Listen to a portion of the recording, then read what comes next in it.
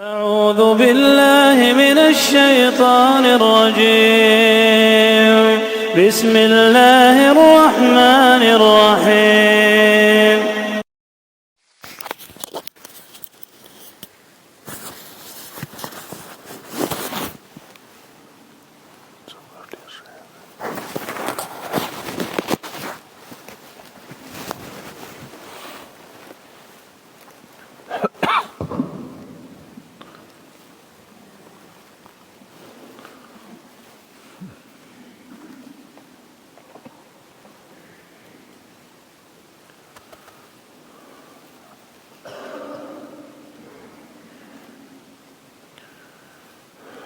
أعوذ بالله من الشيطان الرجيم بسم الله الرحمن الرحيم الحمد لله رب العالمين الرحمن الرحيم مالك يوم الدين إياك نعبد وإياك نستعين اهدنا الصراط المستقيم صراط الذين أنعمت عليهم غير المغضوب عليهم ولا الضالين.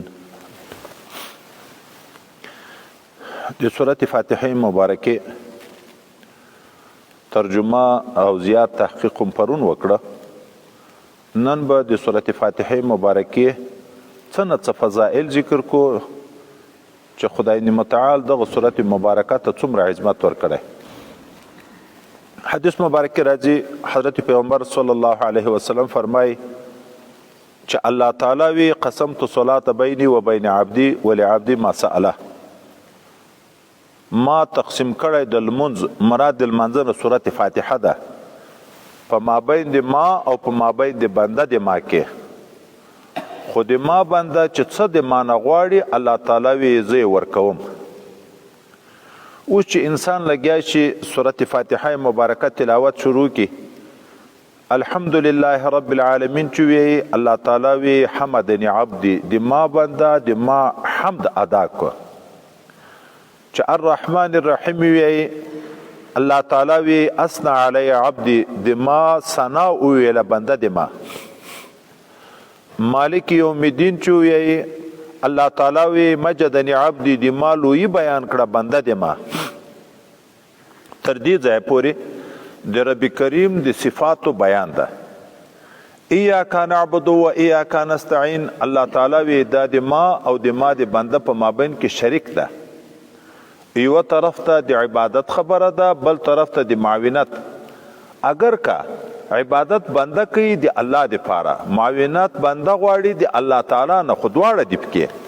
لیکن په اول جز کې مقصود معبودیت رب کریم ده.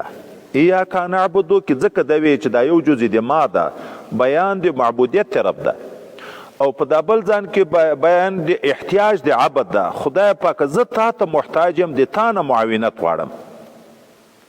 د دې نه بعد اهدنا الصراط المستقیم چې تر پایه پورې وی الله تعالی وی دا د ما د بنده حصه ده، دی چې څه غواړي زه یې ورکوم. موږ تاسو پرون ویلې موږ صراط مستقیم غواړو، د الله تعالی نه هدایت د صراط مستقیم غواړو، او د بیکارو خلکو نه د الله تعالی نه حفاظت غواړو چې د مغضوب علیهم او ضالین په ډله کې مرانه ولې. نو الله تعالی وی دی چې ما ته په اخلاص دا سوال کوي زه یې ورقبلوم. دوم حدیث مبارک کې د دې سورت مبارکه په باب کې راځي چې دا سورت فاتحه مبارکه د هر مرض لپاره شفا ده. د دغه وجه نه یو نوم د دغه سورت مبارکه سورت شفا ده، ځکه نبی علیه السلام فاتحه الکتاب شفاء لكل داء. الحمدلله سورت فاتحه مبارکه دا شفا ده د هر مرض لپاره. دریم د دغه سورت مبارکه نوم رقیه دم. حدیث مبارک کې راځي د بخاری شریف په څو ځای کې راغلی. حضرت ابو سعید خدری رضی الله عنه وی موږ 10 نفر روانو په یو سفر باندې یو علاقې ته ورسېدو. هلته وږي شو، یو قوم پروت و، دغه خلکو نه مړۍ وغوښته، دوی مړۍ رانه کړه. بیا مې په هغه څنګ کې واړول، په دغه کلي کې د کلي مشر هغه چې شي وچیچو. نو دوی چې هر څومره علاج په کړی و علاج نه کېدو، بیا موږ ته راغی او وی ویل چې د موږ د قوم سردار چې شي چې چلی که په تاسو کې یو دمګری وي حضرت ابو سعید خدری رضی الله عنه ورته چې زه دم کړای شم خو دغسې نه کومه چې شکرانه رانه کوي ځکه تاسو بې همته خلک یې د موږ د میلمستیا قدر مو ونه کړ نو زه دغسې دم نه کم بیا یې فیصله په 10 پسو سره وکړه حضرت ابو سعید خدری رضی الله عنه ورغی هغه چیچل شوی انسان په صورت فاتحه مبارکه باندې دم کو الله تعالی جوړ کو هغه خلکو 10 پسونه ورکړه دی راغی شکرانه خو د حق وه خو د ملګرتیا په نسبت باندې دا نور ملګري ته ویلې زه به دا تقسیم کړم 10 ملګري یو پسه به ټولو ته ورسیږي په دا ملګریو کې بعضې ملګریو دا خبره وکړه چې دا خو تا اجرت تنخواه عوض واخیست په قرآن عظیم شان باندې دا به ناروا وي لا تشترو بآیات ثمنا قلیلا بیا یې ویل چې خو پیغمبر علیه السلام نه به پوښتنه وکړو چې کله لاړه بیرته خپل ځای ته حضرت پیغمبر صلی الله علیه وسلم ته دا قصه وکړه پیغمبر علیه السلام اول وخندل دغه ابو سعید خدری رضی الله عنه ته ویایي تا ته چا ویل چې دا دم ده د صورت ته دم ویل کېږي رقیه تا ته چا ویل چې دا رقیه ده بیا یې ورته وویلې چې ښه دې کړي دي چې اجرت یې په اخیستی ده ځکه خلک په ناروا په جادوګریو په نجومګریو په یغو شیانو اجرت اخلي تا خو په قرآن عظیم شان اخیستی ده دا خو روا ده ما ته هم برخف کې راکوي د دې دپاره چې شک چاته پیدا نه شي چې اجرت شکرانه اخیستل دا جایز ده د شکرانې مسله دلته راغله د صحابي مبارک په شرط وغوښته چې دغسې دم نه کم چې 10 پسونه رانه کې پیغمبر علیه السلام ممانعت ونه کړ او ورته وویلې چې ما ته هم برخه پکې راکوي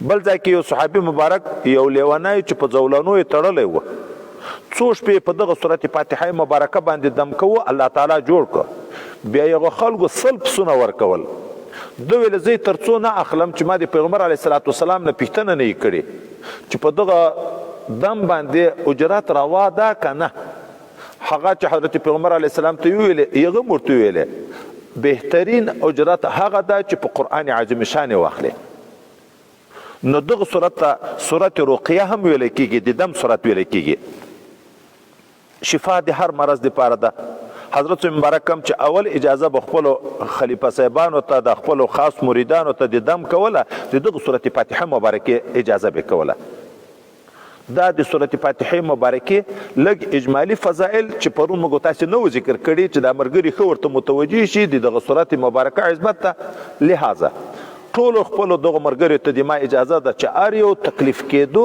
صورت فاتحه مبارکه د په ځان باندې 9 وارې ویې ځان د په دموي بل داسې په کور کې مریض پیدا کېدو چې سړی د تکلیف و هغه درته اجازه ده چې په 9 وارې باندې دموي یا که زنانه وه نامحرمه وه مثلا وریندار ده تره ښځه ده لاس سړی نشي پیښی مالګه ورته دموي یا اوبه ورته دموي او په خپل ځان یا خپل اولاد یا خپل بیبي یا مور پلار که سړی دموي په دم کې چې لاس هم په کېږدي پیغمبر علیه السلام به لاس هم په یې نو په یخ کې بیا ویلیا اثر زیاتیږي نو د دم هم درته اجازه ده صورت فاتحه مبارکه خپل ځان هم په دموي شي خپل کور کې بچیان هم په دموي شي مالګه ورته دموي اوبه ورته دموي د ټولو دپاره بسم الله الرحمن الرحیم الف لام میم ذلك الكتاب لا ريب فيه هدى للمتقين الذين يؤمنون بالغيب ويقيمون الصلاة ومما رزقناهم ينفقون دا سورت بقره مبارکه ده مدنی سورت ته چې په مدینه منوره کې نازل ده 25,000 حرف ده تقریبا په یو حرف خدای پاک سړي ته لاس نیکۍ ورکوي د دې سورت په سر کې الف لام میم راغلی دغه ته مقطعات سور ویل کېږي دا به د ډېرو سورتو په ځای کې سر کې موږ تاسو ته راځي کله الف لام میم کله الف لام را کله الف لام میم را کله طه کله یاسین کله کاف ها یا عین صاد کله حامیم کله حامیم عین سین قاف داسې مختلف راځي طاسین میم د ټولو په باب کې به یو ځای خبره وکړو ذاتي به بیا په هر ځای کې تحقیق نه وي د دې سورت مبارکه په سر کې چې دا کوم حروف راغلي دي مختار قول د جمهور علماو دا ده چې دا د متشابهاتو د جملې نه ده، د هر چا کار نه ده چې په دغه کې تحقیق کوي. سیدنا ابوبکر صدیق رضی الله تعالی عنه وی د هر کتاب اسرار لري، د دغه قرآن اسرار خدای پاک په دغه مقطعاتو د سورو کې دي، دا پټ اسرار دي په مابین د الله تعالی او په مابین د رسول الله کې. حضرت عمر فاروق رضی الله تعالی عنہ، حضرت عثمان ذی نورین رضی الله تعالی عنہ، حضرت علی مرتضی رضی الله تعالی عنہ، حضرت ابن مسعود رضی الله تعالی عنہ دا بیا وی د هر کتاب یو خلاص مغز وی، صفوا او مغز دغه قرآن عظیم شان په دغه مقطعاتو دغه سوره کې ده، او دا اسرار دی په مابین د الله او د رسول الله کې. الله علم په دې باندې رسول الله ته ورکړی، او هغه چاته چې تابع تام دی رسول الله صلی الله علیه وسلم یغو ته خدای دې متعال علم پور کړی، عام خلکو ته په دغه باندې علم نشته. هغه آیات مبارکه چې د متشابهات په باب کې چې راغلی ده چې لا وما يعلم تاويله الا الله، بیا راځي والراسخون في العلم. دلته په وقف کې اختلاف شته، یو قول دا ده چې الله علم په لري او راسخین په العلم دغه علم په لري د عام خلکو نه ده. سیدنا حضرت ابن عباس رضی الله تعالی عنہ فرمای زل جملې دی هغه راسخینو په علم نه يم چې خدای متعال ماته په دغه متشابهاتو د قرآن عظیم شان باندې علم را کړی. دا صحابي حضرت مجاهد چې تابعی ده او بهترین مفسر ده، هغه وی چې زل جملې دی دغه راسخینو نه يم چې الله تعالی ماته په دغه متشابهاتو د قرآن په دغه اسرار باندې علم را کړی. حضرت مجدد الفسانی قدس الله سره وی چې زه د هغه خلکو د جملې نه يم چې رب کریم ماته په دغه اسرار د قرآن عظیم شان باندې علم را کړی. خو او یو خبر به یاد لرو، دا چې اسرار دي نو قابل دی بیان نه دي، دی بیانونه نه دي پکې کړي. ولې که بیان وکړي چې الله علم په ورکړی څوک به دا وایي چې نو بیا ولې نه دي بیان کړي، وایي چې بیان یې وایي بیا خو سر نه ورته ویل کېږي. سر خو وي پټ راز، هغه د پټولو وي د تیتولو نه وي. سر څوک تیتهی نه، اسرار د چا دي؟ د رب کریم دي. نو وایي علم خدای پاک پیغمبر علیه السلام ته او دغه خواصو د امت ته خدای پاک په دې باندې علم ورکړی، خو او امکان د بیان نشته عام خلکو ته، ولې بیا خو په سریت معنا باندې نه پاتې کېږي. دا مختار قول چې دا له جملې د اسرارو نه دي، د متشابهاتو نه دي. ځکه جلالین کې چې داسې صورت کې راځي داسې لاندې وسره لیکي الله اعلم بمراده بذلک، خدای پاک علم لري په مراد خپل په دغه مقطعاتو باندې چې د څه مراد دی، الله تعالی علم په لري. ذالک الکتاب، ذالک دا ذالک چې شته اشاره ده، دا خو اشاره کېږي په ذالک سره یو محسوس شي ته. نو څوک وی چې دغه سورت بقره مبارکه نه چې مخکې کوم قرآن عظیم شان نازل و، سورت بقره مبارکه خو په مدینه منوره کې نازله ده. ام المؤمنین حضرت عایشه صدیقه رضی الله تعالی عنها فرمای په مکه معظمه کې اکثره د قرآن هغه اخره حصه، هغه سور چې قصص او امثال او وعد او وعید دي کې دا نازل شوی دي. وای سورت بقره خو په اخر وخت کې چې زه پیغمبر علیه السلام هم واده کړی وم، پیغمبر علیه السلام د نبوت 14 کاله په مکه معظمه کې تیر شو، 2 کاله بعد بیا حضرت ام المؤمنین په مدینه منوره کې واده په جوړ کړ. نو تقریبا 15 کاله د نبوت تیر شوی دی، نه بعد دا وی چې زه په مدینه منوره کې د سره وم، ورسته سورت بقره مبارکه نازل شو. نو یا په ذالک سره اشاره د هغه مخکې نازل شوی قرآن عظیم شان ته، او یا په ذالک سره اشاره د هغه کتاب موعود ته. خدای متعال په تورات کې، په انجیل کې، په مخکنیو کتابو کې دا وعده کړې وه چې زه به په اخره زمانه کې په اخرني پیغمبر باندې اخرنی کتاب قرآن عظیم شان نازلوم. نو ذالک هغه کتاب موعود د الله په وعده کې شک نشته. لکه سړی چې یو شی په سترګو باندې وویني شک نه یې پکې، نو اشاره ورته کړی شي. دغه کتاب موعود چې رب کریم دی هغه وعده کړی ده په مخکنی کتابو کې، هغه دغه کتاب ده.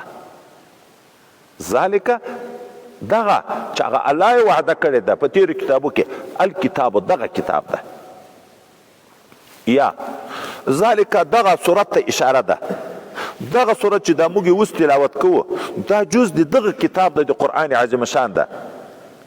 ذالک دغه کتاب معهود چې په مخکینیو کتابو کې وعده شوې ده الکتابو هغه کتاب ده چې لایق په دې ده چې دته د کتاب وویلی شي کمال ته اشاره ده په مدرسه کې ډېر طالبان اوسیږي خو یو طالب ډېر قابل ډېر نیک اخلاقه د شریعت او د علم پایبند وي هغه استاد کله تعبیر کوي چې په کتاب کې ما سره یو طالب ده وی ورسره 50 طالبان خو هغه دیغه کمال ته اشاره کوي په کور کې ډیر خلک وي خلک په کور کې نشته مګر یو پلان قاعده په قوم کې صرف یو پلان قاعده په علاقه کې صرف یو پلان قاعده یو خو ډیر خدا چې هغه کامل خلک چې وي هغه کم وي یغه ته اشاره وي نو په کتاب ودان باندې لایق چې کتاب ورته ویل شي هغه دغه کتاب ده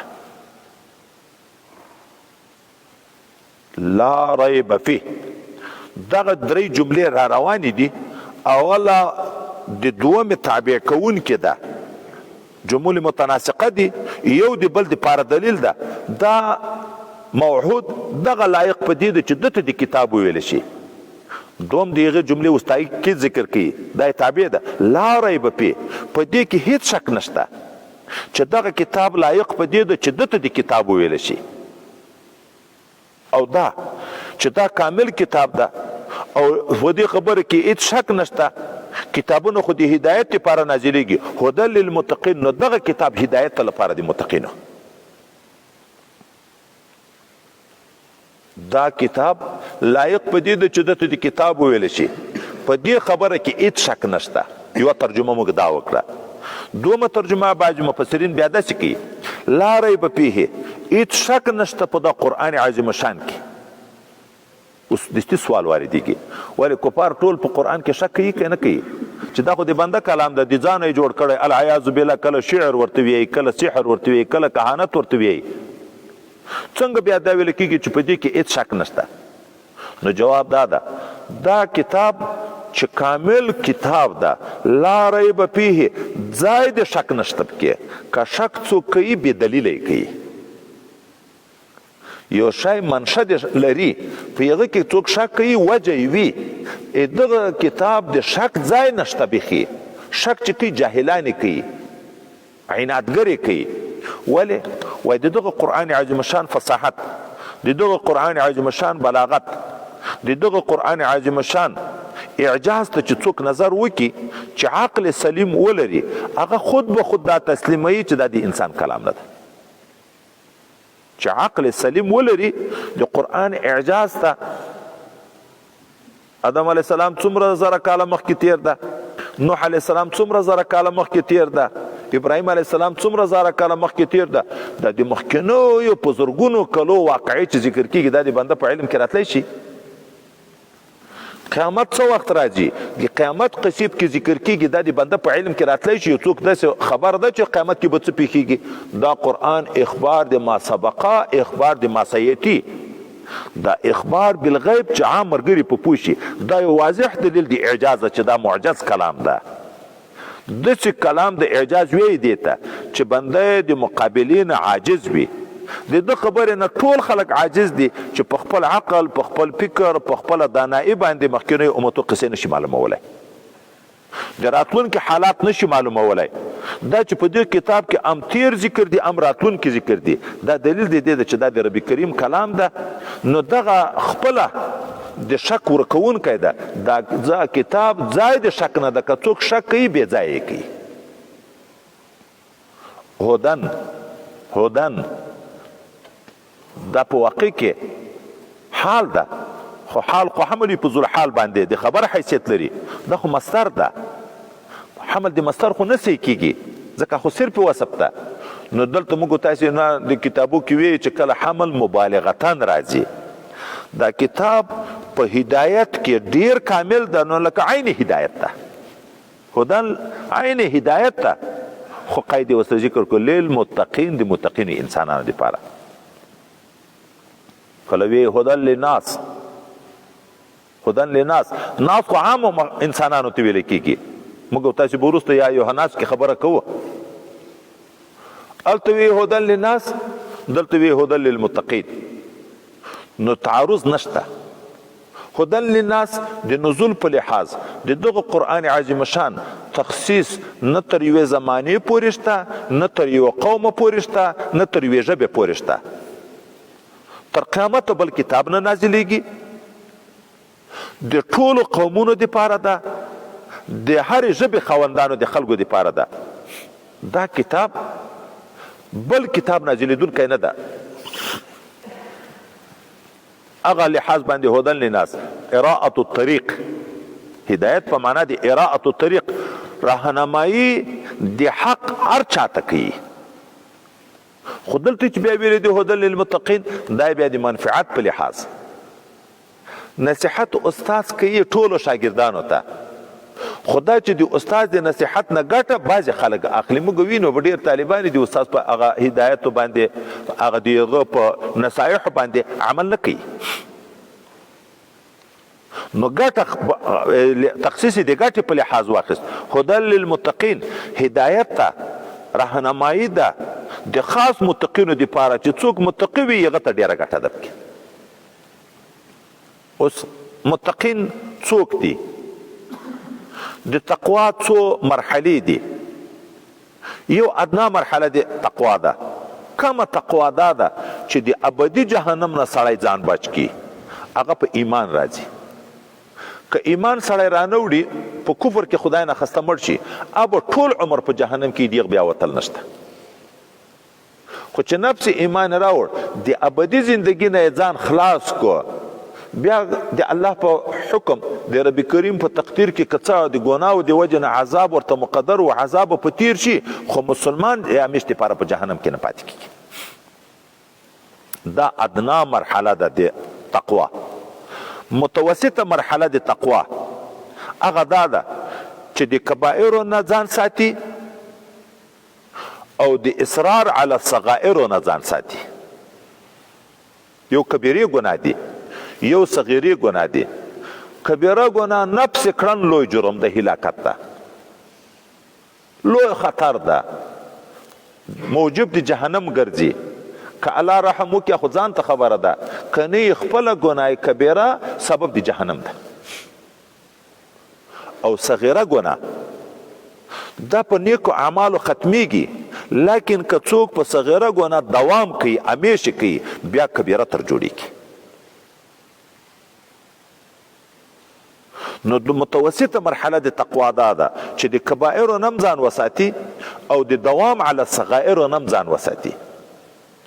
لکه حضرت پیغمبر صلی الله علیه وسلم ته صحابي مبارک وی چې کله د چا نظر بے پامه په پردی ښځه باندې ولګیږي، نبی علیہ السلام ورته لکل اولا، دا یو واره نظر چې ناڅاپه ولګېدو په ښځه باندې، دا الله درته معاف کوي، اختیار دی نه و. خو په دغه به دوام نه کې چې اوس ښه یو وارې نظر خو ماف ده چې ودې لیده ذاتي پسې ورته ګورې چې داسې نه چې سترګې ټیټې کړم بیا خو چې سترګې ورجګوم بیا خو دوه واري راځي او اول ماف ده. نه، دوام به نه پکوې. هغه اول نظر ماف ده خو دوام به نه پکوې. څوک چې په پردۍ ښځه نظر ولګېږي د زړه محبت پیدا کېږي، خدای د ډاره سترګې دې ټیټې کړي، دوه واري سترګې ورپورته نه کړي هغه ښځې ته، وایي خدای متعال به د دغه تقوا په برکت چې دا د ځان وساتو د پردۍ ښځې د نظر نه حلاوت د ایمان ورته نصیب کړي، په دین کې به خوند ورته نصیب کړي. نن د موږ عامه مسلمانانو په دین کې په اطاعاتو کې په ذکر کې حلاوت نشته، ذوق نشته، خوند نشته، عبادات موږ په تکلیف باندې دي. وجه دا ده چې موږ د ګناهو نه ځان نه ساتو. حلاوت خو د زړه صفت ده چې یو شي باندې مینه پیدا شي. مینه هلته پیدا کېږي چې زړه صفا وي، نو نورانیت قوي وي، هغه د ایمان په نور باندې بیا طاعت خوند ورکوي، پازابیږي نه. دا متوسط درجه د تقوا. اعلی درجه د تقوا دا ده چې ځان وساتي د شغل کولو نه په ما لا یعنی کې. دا د موږ او تاسې عام مسلمانان اکثر اوقات په مجلسو وخت تېروو، نه دینی مشوره وي، مکالمه وي، درس و تدریس وي، نه د دنیا په باب یو ښه مقصد وي چې د یو دنیا دپاره تدبیر جوړیږي صرف مجلس جوړول دي 1 غنټه 2 غنټې 3 غنټې درځئ چې بنډار وکړو دا 2 غنټې 3 غنټې وخت په دغه کې دومره طاعت کېدو چې ته الله راضي کړی وای جنت په پیدا کېدو شیطان دغه وخت موږ ضایع کړو په لهو لعب باندې دا شغل په ما لا یعنی چې مقصود نه وي نه دینی فایده په مرتبه وي نه دنیوي فایده په مرتبه وي دغه ته لا یعنی ویل کېږي دا شغل په ما لا یعنی کې د انسان د ایمان حسن ختموي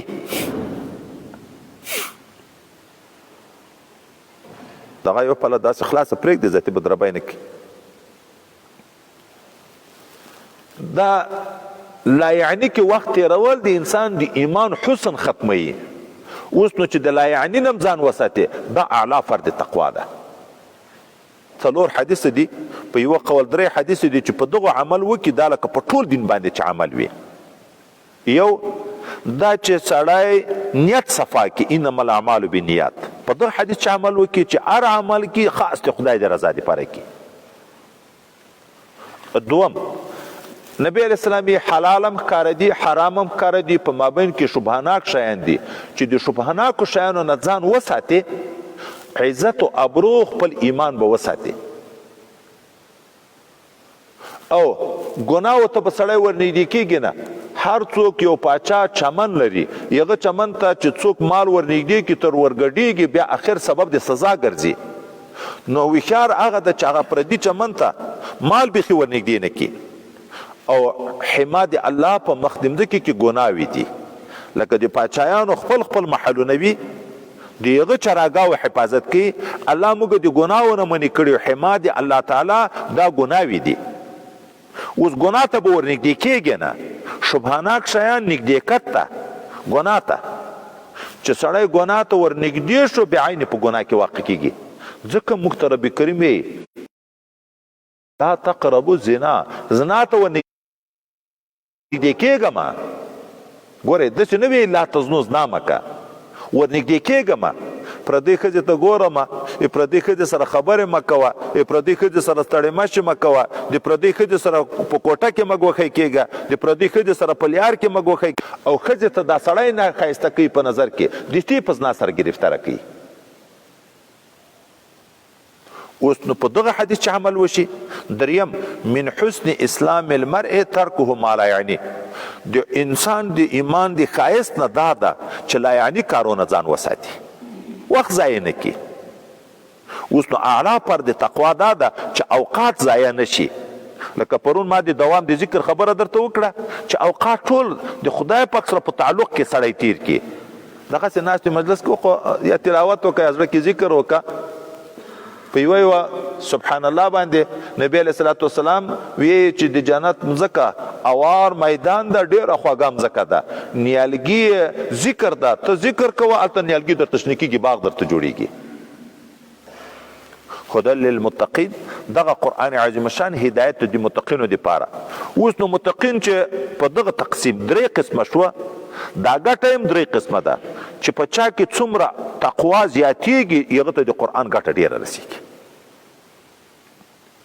دلته رب کریم خپله د متقینو تعریف کوي تفسیر کوي قرآن عظیم شان هدایت د متقینو دپاره متقین څوک دي اوس خپله خدای پاک راته تعریف کوي الذین یؤمنون بالغیب ویقیمون الصلاة ومما رزقناهم ينفقون خو په دغه تفسیر کې اول چې په دې پوه شو رب کریم په اصولو د دین باندې اکتفا کړې ده هغه غټ غټ شیان دین احکام خو نور هم شته خو په اعتقادیاتو کې بنیاد ایمان ده اول د ایمان خبره ذکر کړه بیا عبادات بدنی دي په ټولو عبادات بدنیو کې عمده او اصل هغه لمونځ ده بیا عبادات مالی دي په ټولو عبادات مالیو کې عمده او اصل زکات ده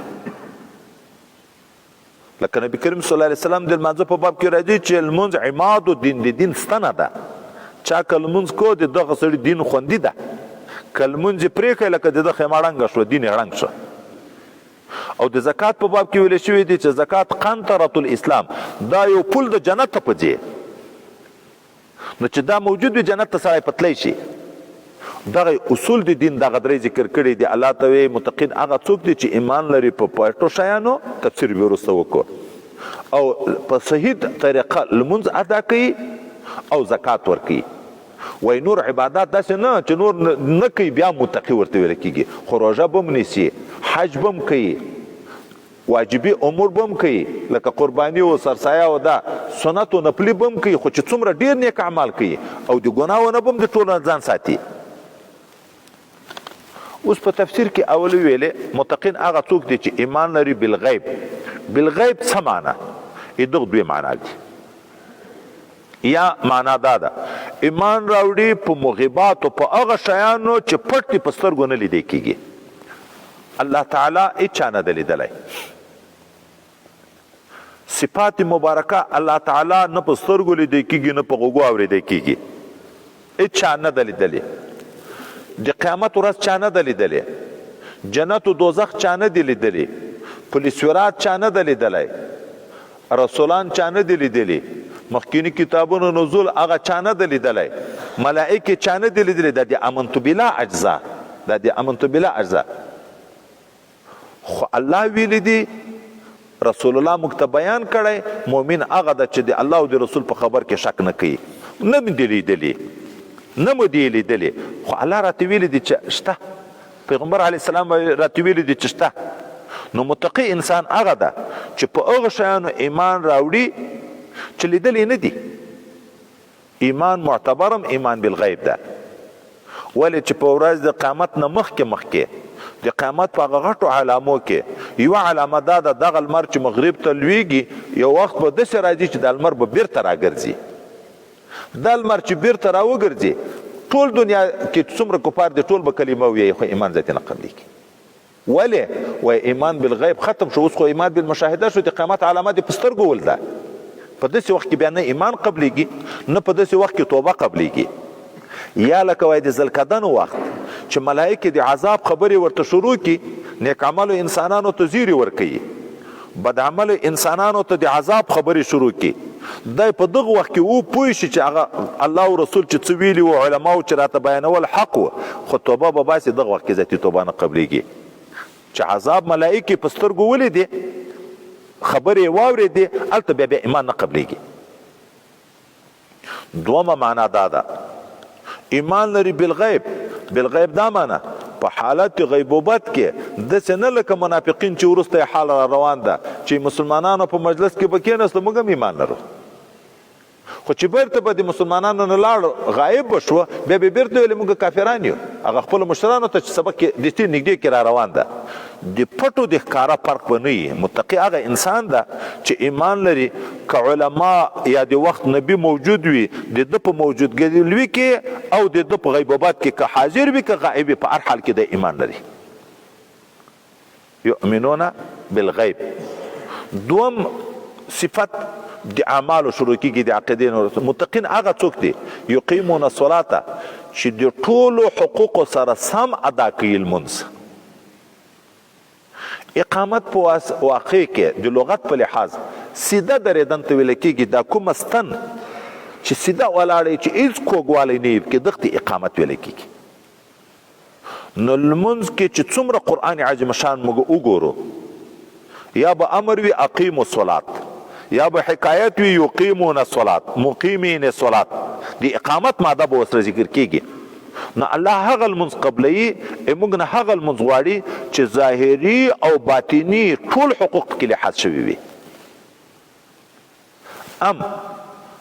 د فقه احکام لکه فرض، واجب، سنت، مستحب دا به پکې وي، ورسره به د فساد نه د مکروه نه ساتلي وي. هم د عقیدې په لحاظ په زړه کې به خشوع عاجزي موجوده وي، د الله تعالی طرف ته به التجا تامه موجوده وي. نو په زړه کې به حضور وي، خشوع عاجزي به وي، ظاهر به ټول د فقه په احکامو برابر وي. دغه ته لمونځ ویل کېږي. نو متقین انسانان دا دي چې داسې کامل لمونځ کوي. دریم متقین انسانان هغه دي چې دوی د هغه مال نه ومما رزقناهم د هغه مال نه چې ما ورکړی چې کې ينفقون لګوي د خیر په لار کې. اوس اولا الله انسان ته تنبیه ورکړه چې دا دنیا تا خپله نه ده ډېره کړې، تا خپله نه ده ګټلې، دا ما درکړې. موږ د کفارو خو خیال دا ده چې دنیا زه ګټم، هغه په الله اعتقاد نه لري، ځکه دوی کوشش کوي د دنیا په حصول کې بیکاره نه کینی. شپه ورځ یې وکړې ده چې ولې چې کینې بیا به څه خورې، لن تعبیر کوي چې بیا به څه خورې، نوکري به کوې، تعلیم به کوې، تجارت به کوې، کاروبار به کوې، که نه بیا به څه خورې. ما دومره خوارۍ کړي، دا تعبیر هم داسې کوي، ما دومره خوارۍ کړي خوښه خو مې نه ده پیدا کړې. او الله موږ ته وایي چې دنیا تاسو ته درکوي، الله یې درکوي، په خپله یې نشي ګټلی. غټ کاروبار شروع کړي چې کال وځي بیا په کروڑونو تاوانونه کړي، کم کاروبار شروع کړي چې کال وځي ډېر په لکونه یې ګټلي، خو معلومیږي چې ورکړه د الله په اراده، د الله تعالی په اختیار کې ده، په خپل عقل، په خپل فکر، په خپل تعلیم، په خپل دانایي، په دغو باندې نه ده. بل ځای کې آیات راوي وابتغ فیما اتاک الله الدار الاخره، طلب که ای بنده په هغه مال کې چې الله درکړې آخرت درته وغواړه. هلته هم تنبیه ده په دې چې درکړې الله ده، خو بیرته الله په راضي که ورکوي الله، خو امتحان ده. یوه ته یې نه ورکوي مسکین کړی ده، بل ته یې ډېر ورکړی ده چې ودرې مسکین په مسکنت صبر کي که نه، موړ په مالداري کې شکر ادا کوي که نه. یو په بل باندې امتحانات دي. هغه مسکین هم د الله بنده ده، تم د الله بنده یې، تا ته دنیا درکړې، که ته د خپله دنیا مسکین ته ورکړې چې دا د الله بنده ده، الله داسې په خوشحاله کېږي چې لکه د چا د اولادې سره چې ښه وکړي. پلار په خوشحاله کېږي که نه خوشحاله کېږي؟ الله تعالی تر دغه ډېر په خوشحاله کېږي، ځکه رب کریم په خپل مخلوق باندې تر مور و پلار 100 چنده زیات مهربانه ده. او د هغه مال نه چې ما دوی ته ورکړی دی لګوي د خیر په لار کې. دلته وایي دوه تعبیره دي، یا هغه اعلی پر د انفاق تر مراد ده چې زکات ده، لکه مخکې لمونځ د لمانځه نم اعلی پر چې فرض ده، د دغه نم انفاق نم اعلی پر چې زکات ده، یا دا تر مراد ده. او یا وایي د خیر ټولې لارې، فرض، واجب، سنت و مستحب، ټول د خیر لارې دي که نه دي؟ د هغه مال نه چې ما ورکړی لګوي د خیر په لار کې، خیر وایي ذات عام ده، که فرجي وي، که واجبي وي، او که نفلي وي. دا متقین دي. دوم په عطب سره ذکر کوي، متقین یوه ډله دغه ده. دوم هغه انسانان دي د نبی علیه السلام په وخت کې کفار دوه قسمه وو، مشرکین چې مخکې کتاب دی نه درلود، د یو خاص رسول متابعت یې نه کوه. دوم اهل کتاب چې یهود و نصارا دي. اوس مشرک چې متقی کېږي، په ایمان متقی کېږي، په لمانځه او په زکاتو په احکامو متقی کېږي. اول د هغه بیان وکړه. دوم چې اهل کتاب دي، هغه که هر څومره نارې د اسلام وایي چې موږ مسلمانې کتاب لرو، د دوی د تقوا چې د جهنم نه بچ کېږي هلته چې په دغه پیغمبر علیه السلام او په دغه کتاب اوس ایمان راوړي. دا د دغو ډله ذکر کوي. والذین او متقین دوم هغه ډله ده یؤمنون بما انزل الیک، چې ایمان راوړي په هغه کتاب چې تا ته نازل شوی چې قرآن عظیم شان ده. وما انزل من قبلک، او ایمان درلود لري په هغه کتاب چې مخکې تر تا نازل شوی چې تورات او انجیل دي. وبالآخرة هم یوقنون، او په آخرت باندې خاص دوی یوقنون یقین لري. متقین هغه کسان دي چې په آخرت باندې یقین لري.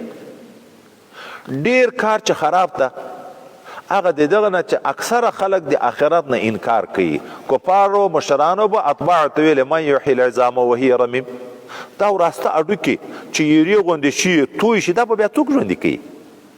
قیامت نه مني، او په دغه باندې علم نه لري چې د اول چا پیدا دي.